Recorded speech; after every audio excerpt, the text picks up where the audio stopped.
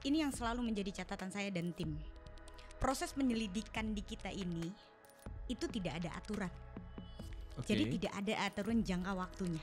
Ketika dua alat bukti yang cukup, misalnya menurut kami, misalnya kami menjadi pendamping korban, ini sudah bisa dinaikkan kepada penyidikan, ini masih bisa menjadi suka-suka Pak aparat penegak hukum. Kapan mau dinaikkan ke penyidikan? Dari banyaknya kasus ya, ribuan, khususnya kasus kekerasan terhadap perempuan atau anak perempuan yang kami tangani, itu juga banyak tekanannya. Nah teman-teman, jangan khawatir ketika adanya penyebaran konten asusila gitu ya. Alat bukti yang menjadi paling utama itu bukan visum et repertum nih gitu ya. Bukan juga pemeriksaan psikologi. Pemeriksaan psikologi itu biasanya menjadi tambahan.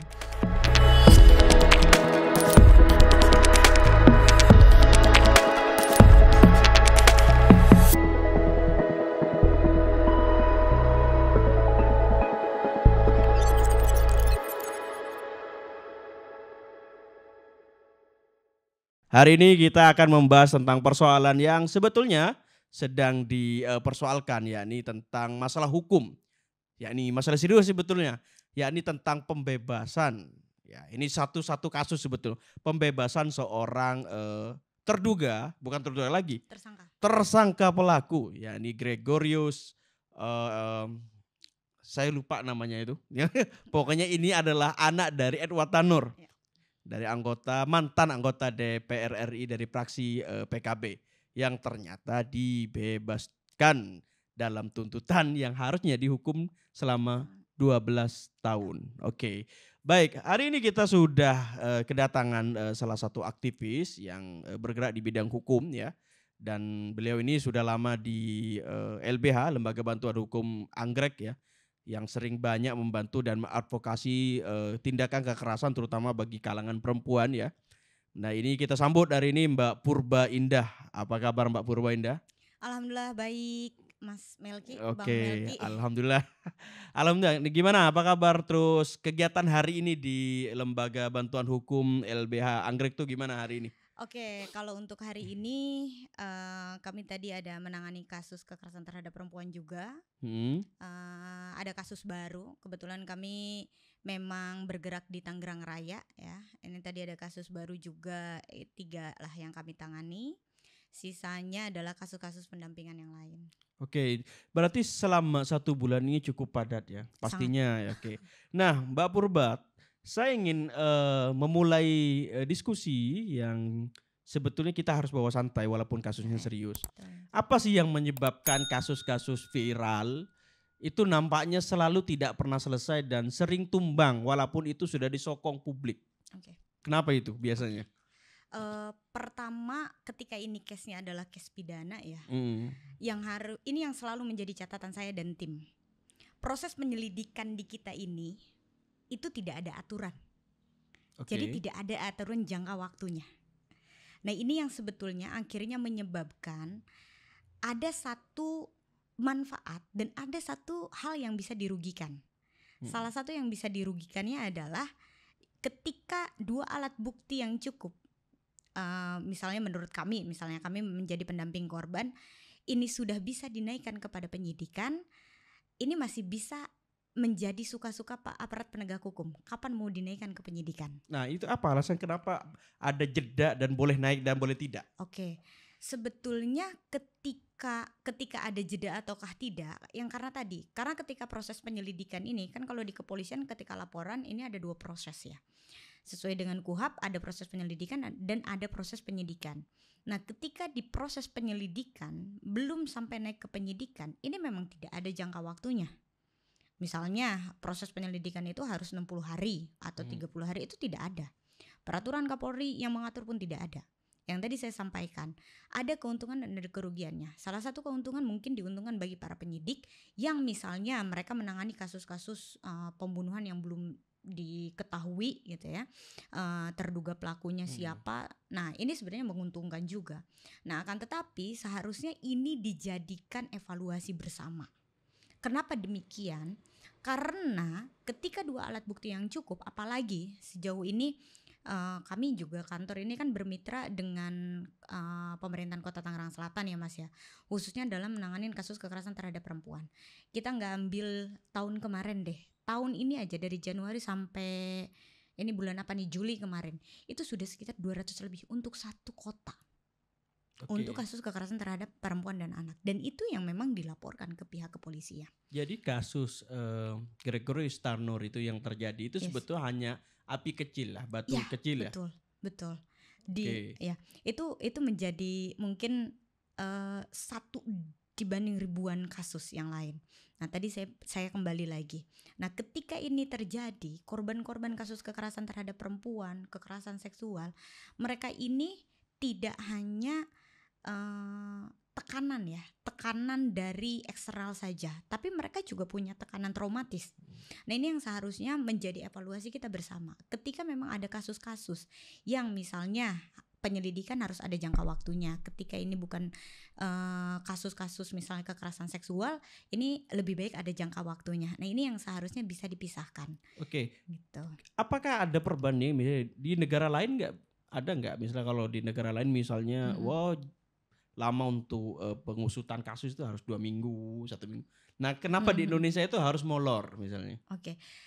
Molornya yang tadi sih, ketika tidak ada sistemnya ya, dengan case misalnya ada tidak cukup 2 alat buktinya, ini juga yang kadang menjadi pertanyaan saya ya Mas ya. Karena kan kalau untuk yang bekerja ya, yang memiliki kewenangan untuk mengumpulkan alat bukti adalah teman-teman penyidik. Gitu ya. Yang mengumpulkan alat bukti adalah teman-teman penyidik, dan itu prosesnya adalah di proses penyelidikan. Gitu. Nah, kemudian selanjutnya makanya kenapa kami gitu. Ini sebetulnya sistem misalnya dari Kemen PPA ya. Itu kan di setiap kabupaten atau kota itu memiliki namanya UPTD PPA. Dan mereka punya konsultan hukum. Nah, harapannya konsultan hukum ini membantu para korban-korban ini untuk melakukan mitigasi alat bukti. Karena yang paling penting adalah dalam proses hukum, baik itu pidana atau perdata, adalah alat bukti. Nah pidana tentu kita merujuk dalam pasal 184 ayat 1 KUHP. Yang pertama harus ada saksi, gitu ya, keterangan saksi. Kedua harus ada keterangan ahli. Yang ketiga surat, yang keempat petunjuk, yang kelima keterangan terdakwa. Hitungannya kalau menurut Yaya Harahap, ini kelima ini hierarki. Jadi harus yang paling tinggi adalah paling kuat gitu. Nah, harapannya ketika korban-korban kekerasan terhadap perempuan ini, mereka memiliki konsultan hukum itu membantu untuk mitigasi itu. Membantu mereka untuk memitigasi ini alat buktinya. Sehingga apa? Sehingga ketika melakukan pendampingan kepada pihak kepolisian, kita membantu pihak penyidik. Ini loh keterangan saksinya, ini loh saksi yang berkaitannya, ini keterangan ahlinya gitu. Karena tidak semua misalnya kasus pencabulan itu harus menjadi visum et repertum yang utama, kan tidak demikian. Itu harusnya pemeriksaan psikologi gitu. Nah, misalnya dengan kasus yang saat ini sedang viral, ya visum et repertum yang menjadi bukti atau keterangan ahli yang paling utama yang harus didengarkan oleh semua pihak. Gitu. Kenapa? Karena ya dari situlah korban berbicara. Gitu. Karena korban kalau sudah, maaf dalam tanda kutip ya, sudah meninggal gitu. Apakah kemudian yang paling kuat untuk menuntaskan itu berarti saksi atau LBH yang bisa membantu sebagai konsultan? Dalam kasus ini kan sebetulnya kan janggal sekali, misalnya Purba gitu. Jadi seperti melihat bahwa kok bisa gitu, apakah ada relasi dalam praktek hukum yang sering terjadi, dan apakah ada relasi kuasa yang sangat berpengaruh di Republik ini untuk ketika hukum itu berlaku kepada orang kuat misalnya? Saya tidak bisa bilang tidak ada. Karena dari banyaknya kasus ya, ribuan, khususnya kasus kekerasan terhadap perempuan atau anak perempuan yang kami tangani, itu juga banyak tekanannya. Tidak jarang juga ketika ada terduga pelaku atau terdakwa misalnya yang saat ini itu adalah orang-orang nomor 1 misalnya di sebuah kabupaten atau kota atau di Republik ini gitu ya, itu juga banyak kami tekanan gitu. Jadi saya tidak mau bilang atau tidak bisa bilang bahwa ini tidak ada, itu ada, dan itu yang melakukan adalah oknum-oknum ya, saya nggak bisa bilang kan itu siapa. Nah kemudian selanjutnya ketika ini terjadi gitu ya.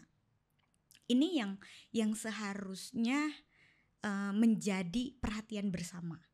Jadi tidak hanya 1 atau 2 kasus yang akhirnya semua pihak ikut menyoroti, semua pihak ikut terlibat. Karena kan sebetulnya ini seharusnya menjadi kerja kita semua gitu. Maka dari itu kalau kami misalnya di LBH Anggrek itu kami saat ini apalagi itu selalu menggunakan juga media-media untuk membantu kami advokasi. Ada kasus misalnya yang kami tangani di salah satu kota, ada satu kasus ini kejadiannya adalah dugaannya persetubuhan terhadap anak perempuan, bahkan dia sudah hamil, sempat karena dia traumatis, dia sempat tidak bisa memberikan keterangan apapun. Yang tadi yang saya sampaikan, persetubuhan ini dengan pencabulan itu harus ada dibedakan. Kekerasan seksual jenis keterangan ahlinya itu harus dibedakan. Gak bisa semua namanya pencabulan kita hitung dengan visum et repertum. Itu gak bisa. Visum et repertum itu apa? Istilah dalam hukum itu apa? Oke. Jadi yang tadi alat bukti itu kan ada keterangan saksi, ada keterangan ahli. Nah, keterangan ahli ini kadang teman-teman atau masyarakat luas ini mengenalnya adalah visum et repertum aja atau visum kesehatan. Kalau ke dokter kita ditonjok atau misalnya dapat KDRT itu visum et repertum. Tapi mohon maaf misalnya kalau pencabulan, mohon maaf ya, misalnya dipegang bagian payudaranya, ketika di visum itu nggak akan ada gitu. Maka ini yang harus diinformasikan, ini yang harus diedukasi kepada masyarakat. Sampai misalnya ada masyarakat, saya yang nggak mau laporan karena nggak ada buktinya. Padahal dugaan kekerasan seksual pencabulan ini itu bukan pada ranah visum et repertum. Adanya di mana? Keterangan ahli lain seperti pemeriksaan psikologi atau visum psikiatrikum. Seperti saat ini misalnya di Undang-Undang TPKS ada catcalling. Kadang orang bingung gitu ya, misalnya membuktikan ini di mana. Padahal sebetulnya kita sudah ada yang namanya visum psikiatrikum. Nah, kebetulan saya saat ini sedang menangani case untuk yang catcalling ini. Itu walaupun memang lebih lama proses pembuktiannya gitu. Lebih lama proses pemahamannya karena mungkin ini menjadi case yang baru, undang-undang TPKS baru, case-nya baru ada. Kemudian sebenarnya case-nya udah ada ya, tapi ada yang berani untuk laporan dan mau progresif para penegak hukum ini untuk membedah unsur-unsurnya. Nah, ini memang tidak semua penegak hukum memiliki perspektif yang sama. Oke, jadi ini kendala yang umum terjadi hari ini. Yes, betul. Karena pembuktian itu dalam pemahaman publik adalah harus ada bukti yang bisa dikonkret dalam nyata maksudnya. Ya, betul. Tetapi kalau psikis itu tidak dirasakan sebagai alat bukti hukum. Betul. Oke. Nah, berarti ini cocok berarti dalam kasus sebetulnya bukan cocok lagi. Seharusnya apa yang terjadi dengan korban Gregorius Tanur itu misalnya yang sudah diinjek lah oleh kendaraan itu seharusnya sudah jadi alat bukti kuat bahwa itu sudah harusnya dihukum berat gitu. Yes. Kita mengenal gini Bang Melki. Saat ini banyak banget nih terjadi peristiwa hukum yang akhirnya menyebabkan kehilangan nyawa. Dan itu adalah dari relasi-relasi yang intim. Misalnya relasi ini kan suami istri, pacar gitu ya. Nah, ini banyak sekali akhirnya entah yang pada saat itu istri membakar suami ya, betul. Suami membakar istri, kebetulan itu kami juga yang lagi nanganin saat ini gitu ya. Ini kan relasinya sebenarnya pacaran gitu. Nah, setahu saya teman-teman Komnas Perempuan ini sudah melakukan pendataan terkait femisida ini. Kita mengenal kata istilah ini adalah femisida. Ya, istilah femisida atau kekerasan terhadap perempuan yang akhirnya menghilangkan nyawa. Bukan pestisida ya, femisida. Oh ya, istilah bekennya adalah kekerasan terhadap perempuan gitu. Yang akhirnya ini adalah kejahatan kekerasan terhadap perempuan yang paling ekstrim yang akhirnya menyebabkan kehilangan nyawa. Tentunya kekerasan ini memang bermula karena ada relasi kuasa, karena ada superior dari salah satu pasangan, adanya dominasi. Nah, ini sudah dipastikan adalah karena itu gitu. Nah, kemudian setahu saya ada di data Komnas Perempuan itu memang femisida di tahun 2021 sampai 2025 itu sekitar 84 kasus. Itu yang coba tercatat ya. Jangan-jangan yang tercatat berapa? 84 kasus. 84 Iya. kasus di tahun ini. Di tahun 2021-2022. Oke. Gitu. Oke. Nah, akan tetapi yang menjadi catatan adalah istilah ini memang belum sampai kepada lembaga-lembaga penegak hukum. Oke. Baik itu secara formil ataupun secara material. Gitu. Sehingga akhirnya ini kan sebetulnya adalah adanya dugaan femisida juga yang dilakukan oleh si tersangka dengan si korban dalam case-nya Georgis Tanur inilah. Iya. Gitu si tersangka ini. Nah, ini yang seharusnya menjadi pendalaman gitu oleh Mahkamah Agung. Nah, data yang setahu saya, data yang dari teman-teman Komnas Perempuan itu pun datanya adalah didapatkan dari Mahkamah Agung. Oke. Gitu. Ini yang paling menarik yang banyak ditanyain misalnya Mbak Purba. Apa sih yang sebetulnya kewajiban hakim dalam melihat ketika kasus kekerasan terhadap perempuan atau sampai tingkatan kriminal paling maksimal seperti pembunuhan ya? Apa yang sebetulnya sense yang harus hakim gunakan seharusnya? Sehingga tidak terjadi gitu. Publik kok melihat hakim seperti orang yang bisa dibayar misalnya. Oke. Kita ingin kembali kepada pasal 191 ayat 1 KUHP dulu ya, Mas. Ya, ini terkait syarat atau unsur dari diperbolehkannya ada putusan bebas. Ini dulu. Syarat harus bisa putusan bebas. Oke, gimana itu? Nah, putusan bebas itu kan bisa dilakukan atau bisa diambil oleh hakim ketika dalam persidangan tersebut hakim tidak menemukan alat bukti atau bukti-bukti yang dihadirkan dalam persidangan itu tidak terbukti secara sah dan meyakinkan. Nah, kita garis bawahi terkait tidak terbukti sah dan meyakinkan. Tidak terbukti sah berarti seharusnya hakim mengambil pertimbangan hukum mau memutuskan tersebut harus sesuai terlebih dahulu dengan alat-alat bukti yang ada. Gitu. Saya mungkin belum bisa baca putusan pertimbangannya karena baru beberapa hari ini kan misalnya diputus gitu. Nah, kemudian akan tetapi dari keterangan rekanan pengacara korban, mereka menyampaikan bukti-bukti apa saja yang sudah disampaikan oleh JPU di persidangan. Saya rasa dari 5 alat bukti tersebut itu sudah lengkap. Sudah lengkap? Yes. Berarti P21? Enggak? Bukan.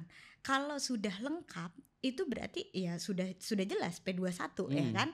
Nah, makanya ke persidangan. Tapi maksud saya ketika hakim melihat 2 alat bukti ini, hakim itu kan bisa memutuskan sesuatu ketika 2 alat bukti yang cukup ini, ketika beliau mau ngambil putusan bebas, berarti beliau punya pertimbangan bahwa 2 alat bukti yang diberikan oleh JPU ini itu tidak terbukti sah atau itu tidak sesuai, tidak memenuhi dengan dakwaan yang diminta oleh JPU gitu.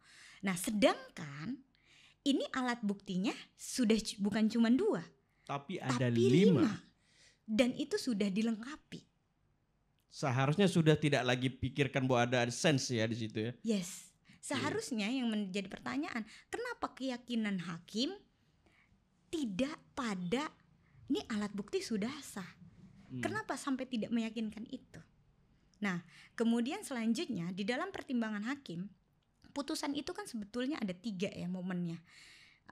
Yang pertama, permohonan yang dimintakan oleh JPU.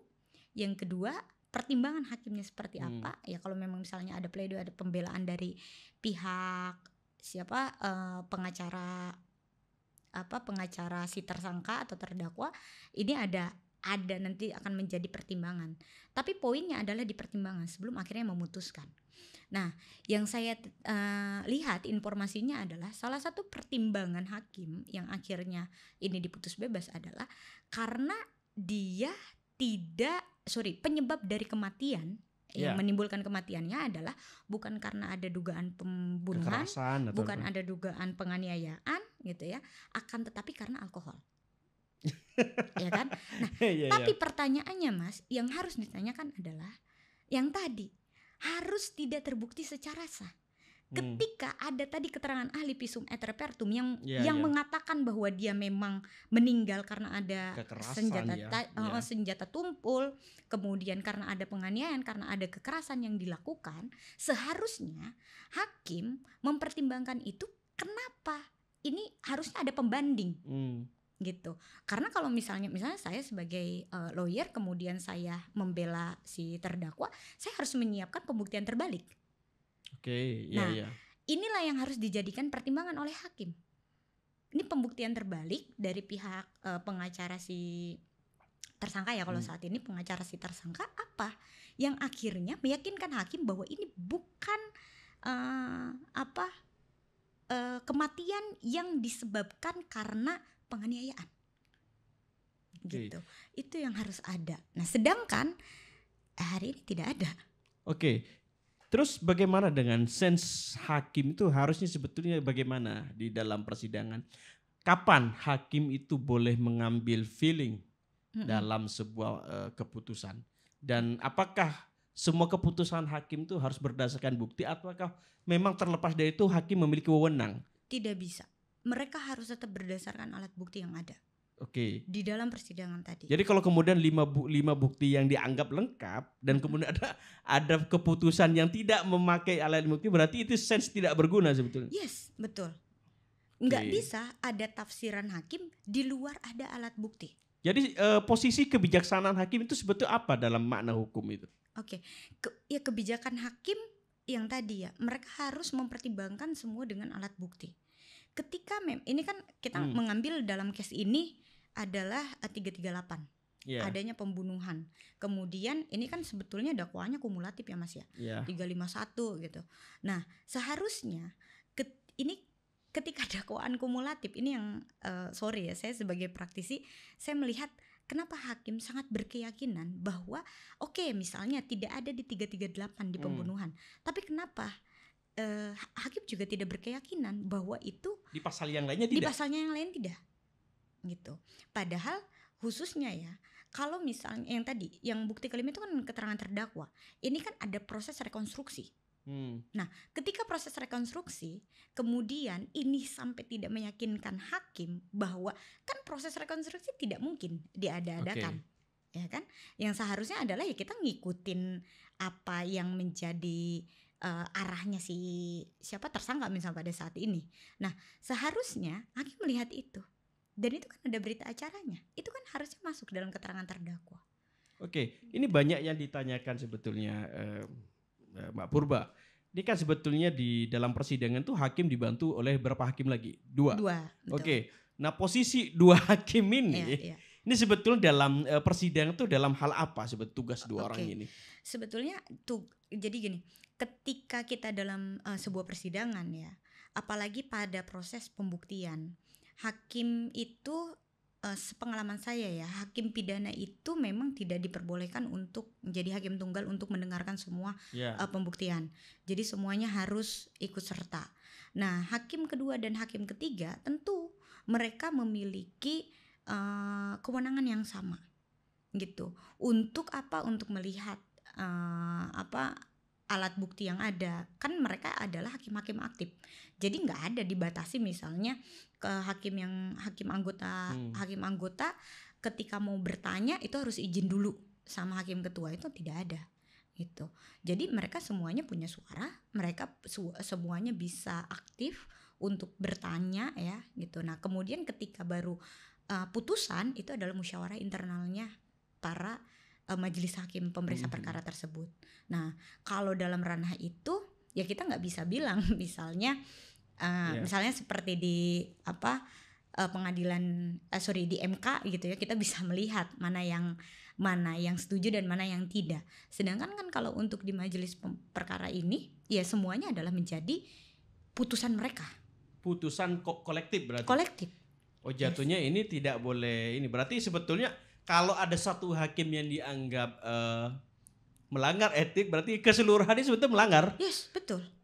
Betul. Nah, kalau misalnya terbukti Mbak Purba misalnya, nanti dipanggil sidang etik oleh KY misalnya, dan tiba-tiba terbukti bahwa mereka ada kong kali kong, ada maladministrasi atau ada satu proses yang dibilang tadi, relasi kuasa yang di luar kewenangan hakim untuk terlibat di situ misalnya, apa yang harus hukuman apa yang biasanya diterima oleh seorang hakim yang maksudnya terlibat seperti itu? Yes. Beberapa sanksi yang bisa didapatkan adalah bisa mutasi. Dimutasi, gitu ya. oke. Bisa juga tidak diberikan jabatan. Jadi dia sudah stay di sana. Bisa juga dia diberhentikan. Dan terus kasus yang diputuskan, apakah bisa dikembalikan ke semula? Maksudnya yang sudah disahkan bahwa dia bebas? Oh, tidak bisa. Jadi kalau putusan yang sudah diketok palu, misalnya ini kan di tingkat pertama ya, dan ini adalah putusannya putusan bebas, maka itu tidak bisa misalnya dikembalikan oleh tingkat pertama. Makanya kalau di Indonesia kita mengenal dengan upaya hukum tadi.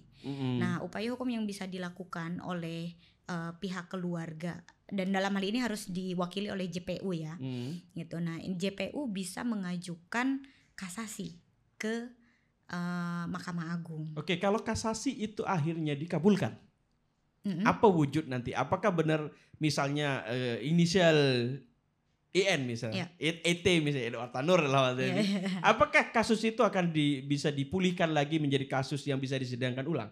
Bisa. Berarti ditarik putusan itu? Betul. Oke. Gitu, karena kalau di Mahkamah Agung ini adalah dia akan membahas terkait jadi Mahkamah Agung ini adalah lembaga judek juris, yakni yang akan membahas terkait apa yang diterima atau yang diputus oleh pengadilan sebelumnya. Nah, karena ini adalah putusan bebas, maka nanti hasil dari putusan itu yang akan menjadi pembahasan di Mahkamah Agung. Oke, jadi tidak ada ya, berarti masih ada peluang kalau memang itu terbukti melanggar ya. Yes. Oke, ini kita beralih kepada hal yang sebetulnya lagi banyak dibahas sebetulnya. Kenapa sih sebetulnya istilah terkait dengan kekerasan terhadap perempuan di ruang publik kita ini rata-rata mengapa itu sering tidak menjadi trendsetter? Ketika korbannya adalah laki-laki. Itu kayaknya lebih super power ya. Tapi kalau korbannya perempuan itu belibet banget. Kecuali kalau itu artis.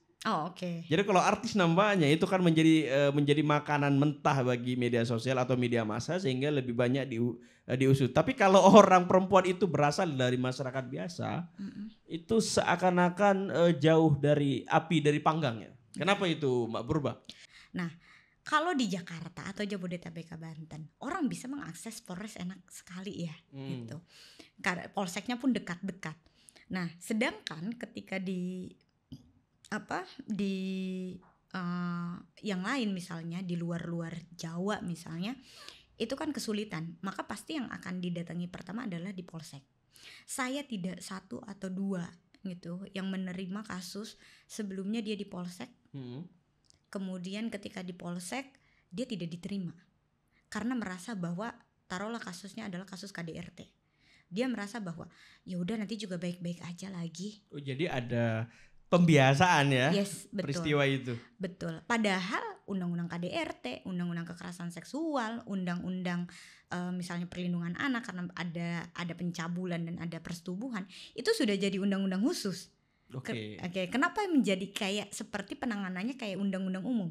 Nah, ini pemenuhan SDM ini yang belum merata.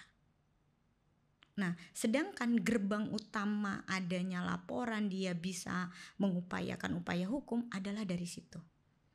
Nah, kerap kali karena yang tadi ya, karena SDM-nya belum merata, pemahamannya belum baik gitu. Akhirnya itu bisa kembali lagi.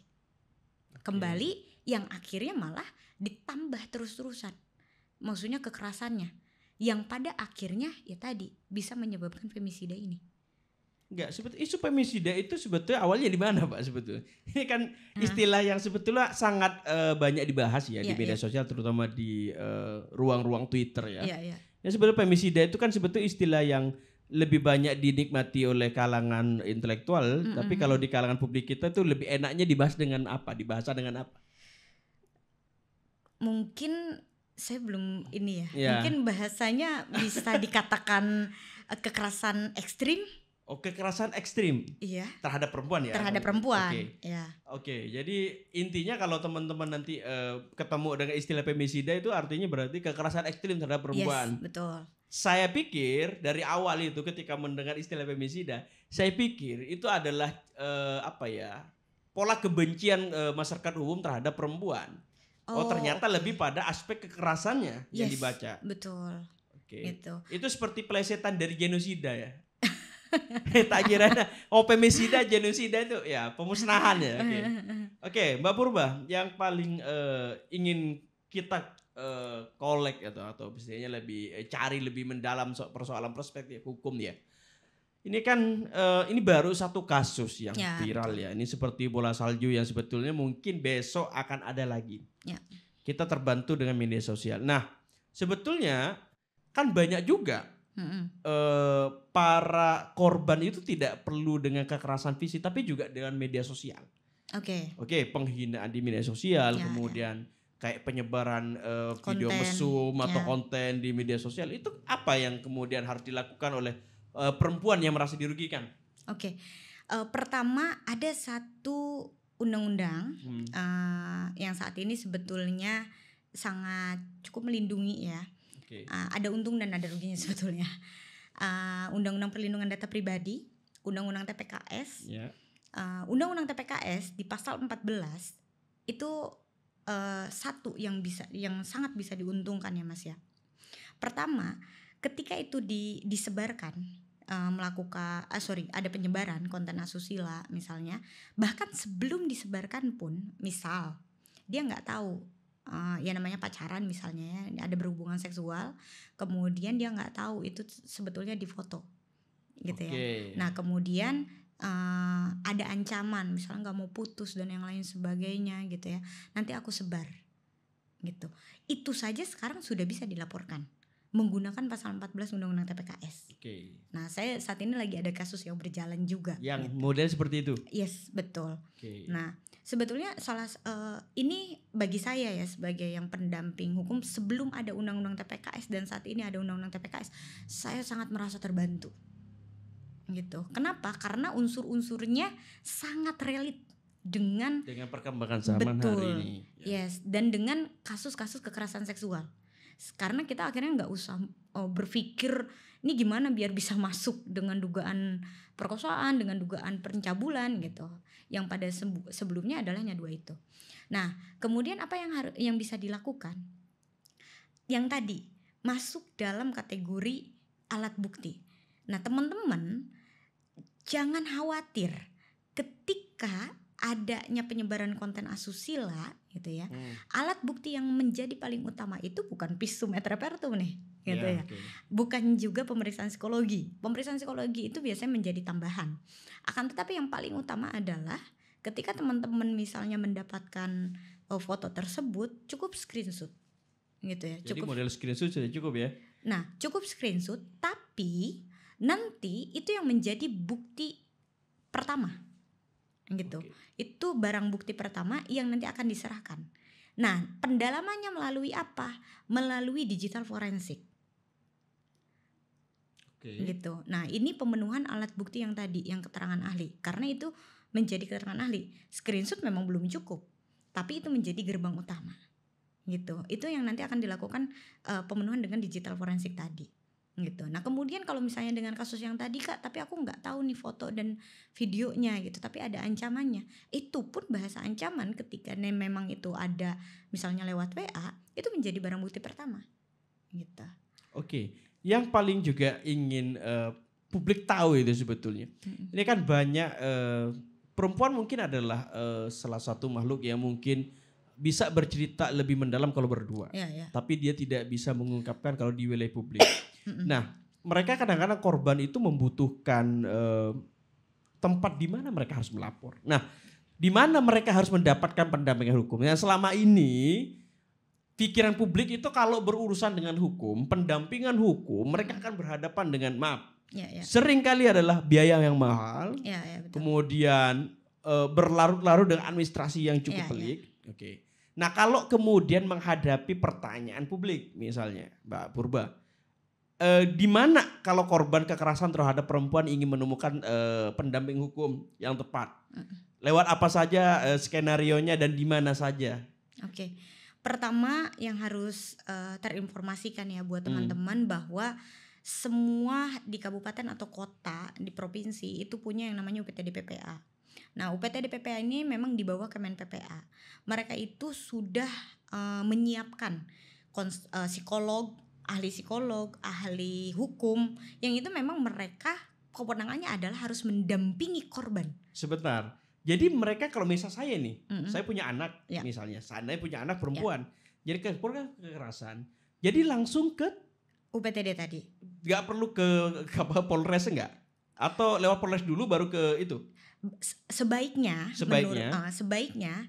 itu kita ke UPTD PPA dulu. Pertama. Kenapa demikian? Karena kan kita banyak ya. Kita nggak tahu ketika misalnya di Polres harus melakukan apa. Jangan-jangan misalnya ketika kita laporan tidak sedikit juga gitu ya. Yang pulang lagi. Gitu. Nah, sebetulnya ketika yang saya sampaikan di awal bahwa ketika di UPTD PPA mereka harus punya kewenangan, mereka harus punya cara untuk melakukan mitigasi. Gitu. Mitigasi ini alat buktinya yang mana, saya harus ngomong apa ketika di kepolisian gitu, sehingga pemenuhan pasalnya juga sudah cukup gitu. Oke, yang selama ini berarti persepsinya salah bahwa kalau seharusnya pertama itu datang ke Polres. Tapi ini kan persepsi yang umum. Iya. Korban kekerasan. Jadi pertama kali harus datang ke ke UPTD PPA ketika itu kejadiannya memungkinkan ya. Akan tetapi misalnya ketika dia ditonjok KDRT itu sudah sangat terlihat ya. Yes, sebaiknya nggak apa-apa. Silakan ke Polres. Oke, tapi kalau masih seperti pelecehan pencabulan, kemudian kekerasan lisan atau apa ya? Atau ya kekerasan yang berbasis tadi elektronik gitu. Ya. Ya, sebaiknya mencari pendamping terlebih dahulu. Gitu. Karena itu kan yang resmi ya, Mbak Purba. Tapi kalau misalnya LBH di Indonesia yang memang banyak ikut serta dalam pendampingan hukum itu apa aja yang sering terlihat? Nah, sebetulnya data-data teman-teman Komnas Perempuan itu mereka punya lembaga mitra. Salah satunya kami misalnya, kami yang menangani di Tangerang Raya. Nah, teman-teman Komnas Perempuan itu sebetulnya punya di berbagai provinsi. Yes. Yang mereka pasti ketika bermitra dengan teman-teman Komnas Perempuan, mereka punya perspektif yang baik terhadap korban. Nah, karena yang sebetulnya yang tadi ya Mas, ya namanya pendampingan terhadap korban kekerasan terhadap perempuan, belum tentu juga para penegak hukum juga memiliki perspektif yang sama. Nah, dibanding korban-korban ini menjadi korban selanjutnya gitu. Nah, sebaiknya memilih lembaga juga yang tepat, yang memiliki perspektif yang baik terhadap korban gitu. Nah, kalau misalnya mungkin di luar, ya mungkin kalau untuk di Tangerang Raya silahkan bisa menghubungi LBH Anggrek. Kami insya Allah siap bantu gitu ya. Jadi terbuka. Khususnya kalau pendampingan di daerah Tangerang Raya, insya Allah kami bantu. Nah, kalau misalnya mungkin teman-teman di luar Jawa atau di luar mungkin yang ada di Sulawesi, lebih baik saran saya menghubungi teman-teman di Komnas Perempuan sehingga nanti bisa ada rujukan. Diberikan rujukan LBH terkait di daerah tertentu. Betul. Ya. Oke, jadi sebetulnya teman-teman mudah ya, tidak perlu ribet ya. Apalagi kalau berhadapan itu terkait dengan kekerasan dan tidak perlu berpikir bahwa mahal terus ribet dan sebagainya. Sebetulnya lebih mudah hari ini ya. Dan prosesnya yang harus disampaikan kepada teman-teman, proses di kepolisian itu tidak berbayar. Gitu ya. Memang pemenuhan alat bukti itu memang menjadi pemenuhan yang harus dipenuhi oleh korban. Akan tetapi ada alat bukti misalnya kalau untuk korban kekerasan terhadap perempuan. Ini misalnya ya KDRT. Ini sudah banyak pemerintah daerah yang menganggarkan visum et repertum. Sehingga tidak harus berbayar. Jadi catat kalau ada pungutan bayaran berarti itu sudah termasuk pelanggaran pidana. Gitu. Bahkan kalau di beberapa daerah Jabodetabek Banten ya Mas ya, setahu saya pemeriksaan psikologi itu pun sudah ada anggarannya sehingga masyarakat tidak harus. Jadi pemeriksaan psikologis itu sudah gratis ya? Yes, gitu. Beberapa ya daerah. Saya nggak tahu kalau misalnya daerahnya mana aja, tapi setahu saya Jabodetabek udah sudah ada. Oke, mudah-mudahan ya apa yang terjadi di Jabodetabek juga bisa diikuti di provinsi dan kota kabupaten yang lainnya. Oke, Mbak Purba terakhir. Saya ingin coba terakhir nih ya, biar kita semakin menemukan titik benangnya. Mbak Purba, adakah nggak prediksi kalau melihat kekerasan terhadap perempuan sampai kemudian dalam kekerasan maksimal gitu ya? Ada nggak yang kemudian optimisme bahwa perilaku semacam ini itu yang sudah pendekatannya lewat undang-undang yang cukup baik, kemudian selagi LSM, NGO-nya cukup baik juga. Tapi kenapa kemudian kasus semacam ini cukup masih sering muncul? Adakah karena memang misoginis ya? Atau sering menganggap perempuan itu adalah hal yang beban atau apapun itu? Sehingga seakan-akan perempuan selalu dianggap sebagai objektifikasi dalam sebuah kekerasan. Oke, begitu aja. Yang paling penting ada nggak harapan gitu? Oke, ya harapannya bisa punah ya. Maksudnya kasus-kasus KDRT, ya karena apalagi saat ini yang tadi kita bahas di awal, peristiwa terkait femisida ini sudah sangat marak terjadi. Sedangkan kita belum bisa dinamis untuk secara hukum ya, belum dinamis untuk melihat peristiwa ini dengan bijak. Ya karena tadi secara formil, secara material semua masih dalam kondisi perspektif yang menurut saya banyak yang masih patriarkis gitu ya. Entah yang mendiskriminasi teman-teman, yang mendiskriminasi gender perempuan, kemudian juga